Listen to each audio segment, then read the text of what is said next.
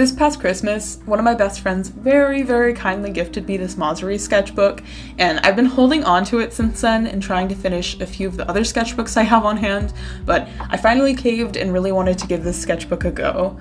I've wanted to try Mossery sketchbooks for a while now, but I've talked myself out of it here and there because their sketchbooks are they're not super expensive, but they're pretty pricey, and they're also only available as spiral bound, which isn't my favorite, so I just kind of put off buying one, and I powered through and finished other sketchbooks that I already owned. But after having this gorgeous, gorgeous sketchbook sit on the floor next to my desk for 6 months, I'm finally ready to crack it open and start using it, and I'm so excited about starting a new sketchbook. It's always so fun for me to just start working with a different kind of paper, especially one that I've never used before, so I was very excited to use this sketchbook. And I did open this when I first got it around Christmas time, just to look at it and check it out, and I just ended up rewrapping it in the packaging it came in, so I could just go through the fun experience of opening this guy again because it comes wrapped so nicely. But when I opened it initially, the sketchbook did have a bunch of sheets in the front, and they were like journal-y stuff. I don't even remember what they were, to be honest, but I ripped those out the first time I actually opened the sketchbook because I knew I would never use them for anything. And on top of that, the spiral binding from the sketchbook is really tight with the amount of papers that are in it, so having that stuff not in the sketchbook makes it a lot easier to flip through the pages. I also absolutely love the Hikala covers that are available for the Mossery sketchbooks, and my friend picked out the firefly design for me. And it's so insanely pretty. Hikala is one of my favorite artists, so when she released her collaboration with Mossery to begin with, which I feel like was a really long time ago, I don't remember when, but when it first came out, I knew that eventually when I got one of these sketchbooks, I would definitely be picking up one of her designs because they're both so, so pretty, and I love her art so much, so I'm very happy to have this design on the sketchbook. Mossery also lets you customize what kind of paper you'll be receiving in the sketchbook, which is really nice just in case you have a preference, but this one specifically is the mixed media paper that they offer, which I definitely prefer because if I ever want to use alcohol markers in this sketchbook, they'll definitely perform better on this paper than they would on the other paper that Mossery offers, which I believe is 100% watercolor paper. And then as for the actual painting process of this piece, I did choose to use my Paul Rubens watercolors, which honestly, I don't have a ton of experience working with them because I tend to reach for my custom palette, which is filled with Daniel Smith and M. Graham paints more, but I wanted to give it a shot with this palette and just kind of play with art supplies that aren't necessarily my go-to. And then when it came to actually working with this paper in watercolors, I really didn't expect to have any kind of strong preference or strong opinion on working with this watercolor paper, but I sure did have a time working with this paper. I've worked with a good handful of other mixed media papers in which I've put them through the torture of handling watercolors, but this, honestly, as far as watercolors go, because I have only done the illustration that you're seeing right now, this is all I've done in this sketchbook as of right now, but as far as watercolors go, this paper, this mixed media paper, does not do watercolors well at all. And I was so disappointed by that because watercolors are definitely my preferred medium. They're my favorite medium. I love watercolors, but this paper really does not like watercolors. And there's a few things behind that. First of all, the very first bit of paint I put down on this page, I noticed immediately it sucks up all of the pigment, so you can't move the pigment around. You can't lift anything, you can't blend anything, because normally, especially with skin, the way I paint is I lay down a very pigmented section of watercolor, and then I blend that out with water with a clean brush, and that just does not work with this paper. It just, as soon as the pigment touches the page, it absorbs it, and you cannot move it at all. It does not lift at all. It was so surprising. And then I also noticed that when I'm putting down a pretty pigmented section, the way it lays on the paper, it looks like chalky and it looks like gouache.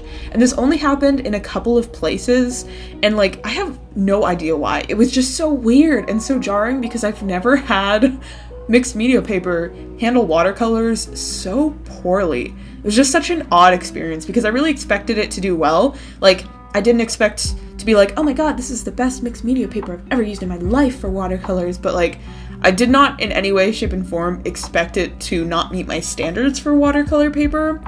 And with the weird chalkiness and it looking like gouache on this sheet, that weird texture did end up going away the next day because I actually did this painting in 2 sessions. The first day I was working on it, the sun started going down and I really didn't feel like bringing out any kind of studio lights, so I just figured I would finish it the following day. And when I came back to it, like, the watercolors on top of the paper definitely settled differently, and it did not have that weird chalkiness or like gouache, because it genuinely, to me, it looked like gouache in certain parts. It was just so weird. So if you're looking to get one of these sketchbooks and you want to use watercolors in them, from my personal experience, I would recommend trying the 100% cotton paper because it really hated watercolors.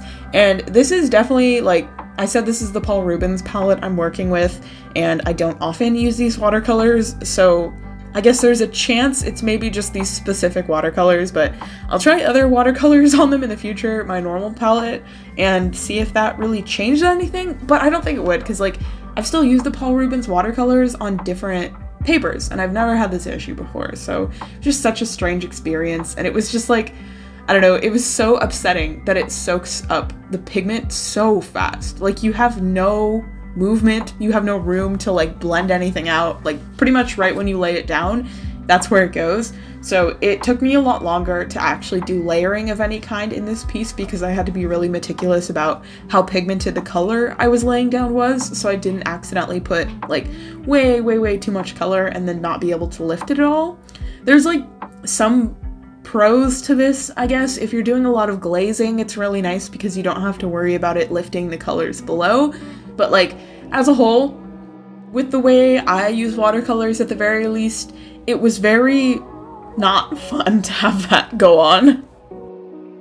And then another thing that I was really bummed about that I only found out after I finished this piece was that some spots the watercolor actually bled to the other side of the paper, which I've also never had happen with mixed media paper. I don't know if that's just this one is thinner or like, I don't know. I have no idea. It was just an experience for sure, and definitely an experience that I did not expect to have with this paper. So I don't know, we'll see how it goes. I still intend to use more watercolors in this sketchbook. I'll just be very wary about the way watercolors work on this paper, and I'll definitely give a more like knowledgeable review when it comes time when I actually finish this sketchbook and do a sketchbook tour, because by then I will have gotten a lot more comfortable with the paper and tried it out more and used different paints on it and stuff like that. But we'll see how it goes. I really, like I said, did not expect to have a bad experience with this paper, but I mean, in the end, like, it still worked for me. It just definitely took a lot longer than it normally would for me to actually finish a piece in this sketchbook, just because I kind of had to work around all the mess that was it soaking up pigment so fast. But I did like working in this size of sketchbook. I'll see how I like working with spiral bounds in the future, because like I said, spiral bounds are not my favorite by any means, but this sketchbook is just too pretty. I can't pass it up. And then as far as the actual piece that I'm working on, this is Kashing from Genshin Impact, which has been taking over all of my free time lately, with no exaggeration there. I have pretty much only been playing Genshin Impact in my free time. I've been barely doing art, so that's been a thing. But I've been having so much fun with the game. I would say I've easily put in like over 100 hours in the past couple of months. With ease. I've played it so much. It's so fun. This is Kashing. She is my first and only 5-star as of right now, and I absolutely love her. All the characters in Genshin Impact are so freaking gorgeous. Their designs are really detailed and complex though, so when it comes to drawing them, it's kind of a pain in the butt because you absolutely have to have a reference picture up at all times, and it's just like, am I getting all the details right? Am I coloring everything in right? So it's an experience, but I had a lot of fun working on this piece. I actually really like how it turned out despite all the issues I had with the paper. I'm still really happy with how this turned out. And I also want to do a lot more Genshin Impact fan art specifically because, like I said, I've been having so much fun playing the game, and I would really like to make like prints and stickers of Genshin characters for my shop whenever I do my next shop update, which I have no idea when that's going to be a thing because I'm still like mentally recovering from the amount of art I was putting out before that shop update just to have all that stuff ready. So I'm taking a little break from making shop stuff for now because it was a lot at once, so a little break time for me. I do know that I think before I actually do another shop update that has like new stickers and stuff like that, I'm really heavily debating on doing a small shop update in which I list a lot of originals that I have, because I have a good stack of original paintings that I really don't have a huge need to hold on to. They're not big or anything like that. They're all pretty close to being around like 6 by 9 inches per sheet. So I might do that in the near future. I just have to buy a lot of things to make sure that originals will be mailed safely in case anything happens to them. I want them to be like super secure and not going to be bent, not going to be damaged in shipping at all. But that'll probably be my next shop update. And then after that, I'll go ahead and do like new prints, new stickers, maybe other stuff, because I still want to make zines. I might do that in the future. I might play around with acrylic charms or acrylic pins or wooden pins. I've really wanted to try doing wooden pins because I think they're so cute. So we'll see. It really just depends, because especially with getting stuff made that are outsourced, like acrylic charms or pins or wooden pins, it just gets really expensive as like purchasing it the very first time before I'm actually able to make sales on it. So we'll see how that goes. I don't have any solid plans aside from wanting to sell originals, but we'll get there when we get there, and I will definitely keep you guys updated as far as shop stuff goes. And then going back to this sketchbook, I'll also keep you guys updated on how I feel about the Mossery sketchbook. I definitely don't hate it. It's just, it was a weird experience, a very strange first experience of working with this paper. So I'm interested to see if, especially with watercolors, if maybe this first sheet was like a weird thing, or if it's all like this. If you guys have gotten the mixed media paper, I would love to know what you think of it and like how it performs.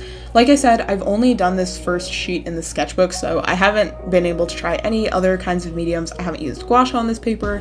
I haven't used acrylics or water-based markers or alcohol markers, so my one and only experience is off to a little bit of a rocky start, but I'm still gonna finish this sketchbook. Like, I have no problem with it, and I'm interested to see if my opinion on working with watercolors in this sketchbook will change, or if I just get used to it. And I actually really want to buy the other kind of paper that they offer, which is the 100% cotton watercolor paper, and see how that differs, because I'm sure it works significantly better with watercolors. And on top of that, I also want to own the other Hikala cover, so eventually I'll do that and just kind of compare them, I'm sure, at some point in time. But for the time being, I'm really trying to not buy any more sketchbooks. I don't have a ton that are like completely empty and need to be filled, but I have a good amount. Like, it'll last me for a couple of years. So for the time being, I'll just try and finish what I have. But thank you guys so much for watching and all of your support, and I will see you in the next one.